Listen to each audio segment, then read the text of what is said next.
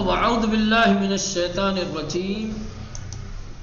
بسم الله الرحمن الرحيم. الحمد لله رب العالمين وصلى الله على محمد وآله الطاهرين. اللهم صل على محمد وآل محمد وعجل فرجهم.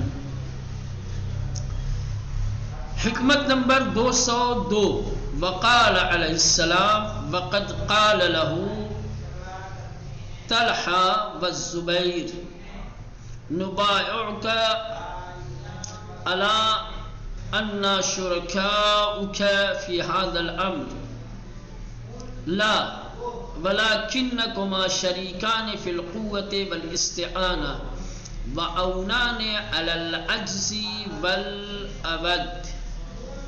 ٹھیک، یہ حکمت نمبر 202 جو ہے وہ طلحہ اور زبیر کے جواب میں ہے. جب امیر المومنین علیہ السلام کو ظاہری خلافت ملی ہے، جب امام برسر اقتدار آئے ہیں، تو طلحہ اور زبیر اس زمانے کے جانے پہچانے افراد تھے، بڑی شخصیت سمجھے جاتے تھے. سمجھ رہے ہیں؟ تو ان لوگوں نے جو کہ اصحاب پیغمبر میں سے ہیں، بزرگان میں سے ہیں، ٹھیک، ان کے جب بیعت کرنے کی باری آئی، جب لوگ بیعت کر رہے تھے امیر المومنین علیہ السلام کے ہاتھوں پر، تو یہ دونوں جب بیعت کرنے کے لیے آئے ہیں تو کہا کہ ہماری بیعت اس شرط پہ ہوگی کہ ہم آپ کے ساتھ خلافت میں شریک ہوں گے. سمجھ رہے ہیں؟ خلافت کے امور میں، خلافت کے کاموں میں ہماری بھاگیداری ہوگی، ہم شریک ہوں گے. یعنی ہمیں کوئی سرکاری بڑا عہدہ، سمجھ رہے ہیں، ہمارا کوئی وزیر بنا دیجئے گا، ٹھیک، کوئی بڑی ذمہ داری، کوئی بڑا منصب، کوئی بڑا عہدہ دے دیجئے گا. امام نے فرمایا نا، ہم اس شرط پر تم سے بیعت نہیں لیں گے کہ ہم تمہیں وزیر بنائیں گے. وزارت ہم استحقاق دیکھ کر کے دیں گے، جو ہماری نظر میں معتبر ہوگا، جسے ہم جس منصب کے قابل لائق سمجھیں گے اسے وہ منصب عطا کریں گے. تمہارے اندر ہوگی تمہیں دیں گے، لیکن شرط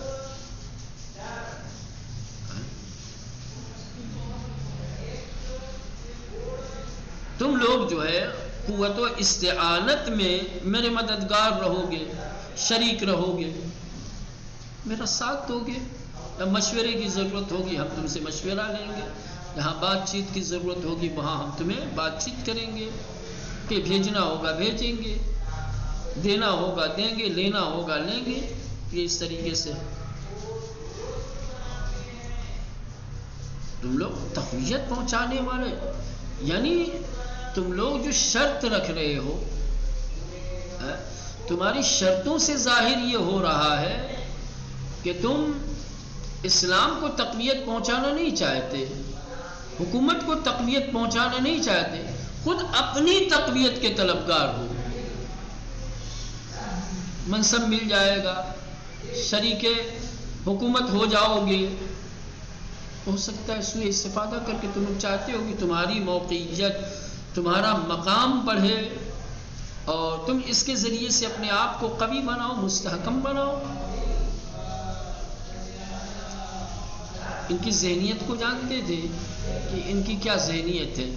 اگر ان کو حکومتی منصب دے دیا جائے، حکومتی عہدہ دے دیا جائے، وزارت دے دی جائے، تو ان لوگوں کا مزاج بھی بے عین ہی وہ معاویہ والا مزاج تھا. معاویہ کیسے بن گیا؟ اس کی ہمت تھی کہ شام میں اتنی طویل حکومت کرتا، اس کی حکومت کے ذمہ دار یہ خلفاء ہیں جو مدینے میں بیٹھ کر کے اسے وزارت دیے ہوئے تھے، اور کسی طریقے کی بعض خاص سوال جواب، کسی طریقے کا اعتراض کرنا یا کسی طریقے کا حساب و کتاب لینا، یہ سب کبھی رکھا ہی نہیں. بس وہ کیا کر رہا ہے ادھر سے ان لوگوں کو خوش کر دیتا تھا، یہ اس سے خوش ہو جاتے تھے، بات ختم. چل رہا ہے. آتے آتے اتنا مضبوط ہو گیا کہ اب حاکم اسلام کے مقابلے میں آ گیا. ایک طرف جس کو تمام مسلمان امت کا خلیفہ، امت کا حاکم مان رہے، سرپرست مان رہے، ایک ریاست، چھوٹی سی ریاست کا حاکم اس کے مد مقابل میں آنے کی جرأت، قوت کہاں سے اس کو آ گئی؟ یہ بھی ایسی اگر منصب دے دیا جاتا تو یہ بھی اسی ذہنیت کے تھے. بعید نہیں تھا کہ یہ لوگ بھی اسی طریقے سے جب حکومت ملے بغیر، شراکت ملے بغیر جب آگے جنگ میں لڑنے کے لیے، جنگ جمل کے سرغنہ ہیں یہ لوگ. جنگ جمل کے سرغنہ کون لوگ ہیں؟ یہی جب اسی شرط کے ساتھ بیعت کرنے کے لیے گئے تھے اور امام نے جب ان کی شرطیں منظور نہیں کی، تب یہ مخالفت کے لیے جا کر کے جنگ جمل جیسے گئے، حج کرنے کے بہانے سے گئے مدینے، مکہ، ادھر جا کر کے جو ہے زوج پیغمبر سے ملے، عائشہ سے ملے، ادھر جا کر کے عائشہ کو برگلایا، اور پھر تو ایک دم سے عائشہ نے عثمان کا کرتا اٹھایا، لو گوگا برپا ہو گیا. قتل عثمان کا بدلہ لینے کے لیے لوگ جنہوں نے حصار کے زمانے میں، پابندی کے زمانے میں عثمان کی محافظت کی تھی، بچایا تھا، اس کے لیے آذوقہ کھانے پینے کی چیزیں فراہم کی تھی، امام حسن مصطفیٰ کے ہاتھوں سے بھیجتی تھی، انہی کی گردن پر عثمان کے خون کا الزام رکھ دیا گیا. یہ بہانہ تھا. اصل میں یہ لوگ چڑے ہوئے تھے کس سے؟ بھائی ہم اتنی بڑی بزرگ شخصیت ہوتے ہوئے بھی ہمیں علی نے نظر انداز کیوں کر دیا، ہمیں کیوں نہیں کوئی وزارت دی، کوئی بڑا منصب کیوں نہیں دیا. یہ اصل بغض کی اور حسد کی وجہ تھی، مخالفت کی وجہ تھی. اگر امیر المومنین نے کوئی منصب دے دیا ہوتا تو یہ امیر المومنین کے ساتھ تھے. اور اسی سے ان کی ذہنیت کا اندازہ کہ ان کو در حقیقت اسلام اور مسلمین سے بہت زیادہ محبت اور لگاؤ نہیں تھا. بھائی جن کو اسلام اور مسلمین کی خدمت کرنی ہو وہ منصب کا سہارا تھوڑی لیتا ہے، وہ عہدے کی شرط تھوڑی رکھتا ہے. ہاں یقیناً ہم آپ کے ساتھ وہ حق دیکھتا ہے کس کام سے اسلام اور مسلمین کی تقویت ہوتی ہے، وہ اس میں معاون اور مددگار بنتا ہے. جس سے اسلام اور مسلمین کو نقصان پہنچے اس سے پرہیز کریں، تو خود ہی پہنچا رہے ہیں. حاکم کی مخالفت کر رہے ہیں، مسلمان کو آپس میں لڑا رہے ہیں، اسی سے اندازہ لگایا جا سکتا ہے. کہے گا جانا ہے؟ اچھا آپ کو جانا ہے، جائیں، آپ کو جانا ہے تو چلیں. وقال له، وقد قال له، لہو میں ہو کی ضمیر جائے گی مولا کی طرف، امام کی طرف. ان سے کہا، کس نے؟ طلحہ اور زبیر نے. طلحہ اور زبیر نے امیر المومنین علیہ السلام سے کہا کہ نبایعک، کہ ہم آپ کی بیعت کریں گے، علی اس شرط پر کہ ان شرکاؤک فی ھذا الامر، کہ اس امر میں ہم آپ کے شریک ہوں گے. اس امر یعنی خلافت میں، حکومت میں ہم آپ کی بیعت اس شرط پہ کریں گے کہ خلافت میں ہماری بھی شراکت ہوگی، بھاگیداری ہوگی، ہمیں بھی کوئی حکومت کا بڑا عہدہ، بڑا منصب دیا جائے گا. تو امام نے فرمایا لا، یہاں سے اب یہ امام کا ہے، سمجھ رہے ہیں؟ لا ولکنکما شریکان، نہ تم دونوں شریک ہوگے، تم دونوں بھاگیدار رہو گے، لیکن کس میں؟ فی القوت والاستعانہ، تقویت پہنچانے اور ہاتھ بٹانے میں. کیسے حکومت قوی ہوگی، کس طریقے سے حکومت کے کام مستحکم ہوں گے، کس طریقے سے حکومت کو تقویت پہنچے گی. جو حکومتی امور ہے، جو حکومتی کام ہے، اس میں تم کس حد تک مددگار ثابت ہو سکتے ہو، کام آ سکتے ہو، خدمت کر سکتے ہو، اس شرط کے ساتھ تم مددگار بنو. کہ حکومت کو بانٹنے کی چیز ہے. تم کیا سمجھے سے سمجھتے ہو کہ حکومت کسی کا ترکہ، کسی کا ورثہ ہے جو بانٹ کے تم کو دے دے گا، کہے گا کہ اتنا یہ تمہارا یا منصب. اس کے لیے لیاقت اور شائستگی دیکھی جاتی ہے.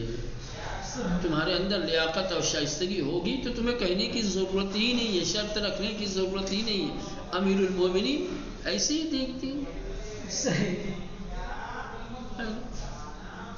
امام نے فرمایا کہ نہیں، تم دونوں تقویت میں اور ہاتھ بٹانے میں میرے شریک ہوگے. وَأَوْنَانِ عَلَى الْعَجْزِ وَالْعَوْدِ، اور تم شریک ہوگے عاجزی اور سختی کے موقع پر مدد کرنے میں. مشکل حالات پیدا ہوں گے، عاجزی کا وقت آئے گا تو وہاں پہ تم لوگ مدد کرنا، ساتھ دینا، یہ شراکت ہے نا. منصب لے لو، منصب لینے کے بعد ہماری تدبیر، ہماری سیاست اور ہمارے فیصلے کے خلاف کرو تو فائدہ کیا ہے؟ کہ منصب نہ ہو تمہارے پاس، عہدہ نہ ہو تمہارے پاس، لیکن تم حکومت کے مددگار رہو، یہ بڑی بات ہے نا. یہ نیت رکھو، یہ شرط تم لوگوں کو رکھنی چاہیے کہ ہم تقویت پہنچانے میں، ہاتھ بٹانے میں، خدمت کرنے میں، مشکل حالات میں ساتھ دینے میں آپ کے مددگار ہوں گے، آپ کے معاون ہوں گے، آپ کے شریک ہوں گے. سمجھ رہے ہیں؟ یہ کہا کہ ہم حکومت میں جب تم کو شریک کریں گے تب تم بیعت کرو گے. امام نے انکار کر دیا. اور یہ دونوں کی فکروں کو، دونوں کے ذہنیت کو آپ اچھی طریقے سے سمجھ سکتے ہیں، اندازہ لگا سکتے ہیں کہ یہ طلحہ و زبیر کی ذہنیت کیا تھی، ان کی فکر کیا تھی، اور امیر المومنین علیہ السلام کی فکر کی پاکیزگی کا بھی اندازہ لگا سکتے ہیں. امیر المومنین کو حکومت سے پیار نہیں تھا، اسلام سے پیار تھا. حکومت تو چونکہ ایک وسیلہ ہے، ایک ذریعہ ہے خدمت رسانی کا. حکومت کے ذریعے سے اسلام اور مسلمین کو قوی اور مستحکم بنایا جا سکتا ہے. حکومت کے ذریعے سے اسلام و مسلمین کے لیے ترقی کے راستے ہموار کیے جا سکتے ہیں. اس لیے حکومت پہلا 25 سال نہیں تھے حکومت سے، تو کون سا صدمہ تھا حکومت نہ مل گئی. آج مل گئی تو کون سی خوشی ہے نا. کل حکومت سے دور رہ کر کے بھی اسلام مسلمین کی خدمت کر رہے تھے، اور آج بھی. اور جو خدمت گزار ہوگا اسے خود شریک کریں گے، اس کو شرط رکھنے کی ضرورت ہی نہیں ہے. السلام علیکم ورحمۃ اللہ. وقد قال له طلحہ والزبیر، طلحہ اور زبیر نے کہا، عرض کی کس سے؟ امام سے، کہ نبائعک علی انا شرکاؤک علی هذا الامر، کہ ہم آپ کی بیعت کریں گے اس شرط پر کہ اس امر میں یعنی حکومت میں آپ کے شریک ہوں گے. شریک ہونے کے سے مراد یہاں یعنی کوئی حکومتی عہدہ اور منصب، کوئی وزارت ہمیں ملے گی تب ہم بیعت کریں گے. امام نے فرمایا، اللہ مجھے تم لوگوں کی بیعت کی ضرورت نہیں ہے، تم کو حکومت کا منصب چاہیے، مجھے تمہاری بیعت نہیں چاہیے. ہاں تمہاری بیعت سے مجھے کون سا فائدہ ہونے والا ہے؟ میں نے تو حکومت اس لیے قبول کی ہے کہ اس کے ذریعے سے اسلام اور مسلمین کی خدمت کر سکوں، اس کو تقویت دوں، اس کی ترقی کے راستے ہموار کروں. تو منصب لے کر کے اپنا عہدہ بنانا چاہتے ہو، اپنی ذاتی منفعت چاہتے ہو، لا نہ، میں تمہیں امر حکومت میں شریک نہیں کر سکتا. ہاں لکنکما شریکان، ہاں تم دونوں کو شریک کروں گا یا تم دونوں شریک رہو گے فی القوت بالاستعانہ، مجھے تقویت پہنچانے میں، حکومت کو تقویت پہنچانے میں، بالاستعانہ اور ہاتھ بٹانے میں، خدمت رسانی میں، وَأَوْنَانَ اور تم دونوں مددگار ہوگے، عَلَى الْعَجْزِ وَالْعَوْدِ ناتوانی اور عاجزی کے موقع پر تعاون اور مدد کرنے میں، عاجزی اور ناتوانی میں تم دونوں مددگار ہوگے.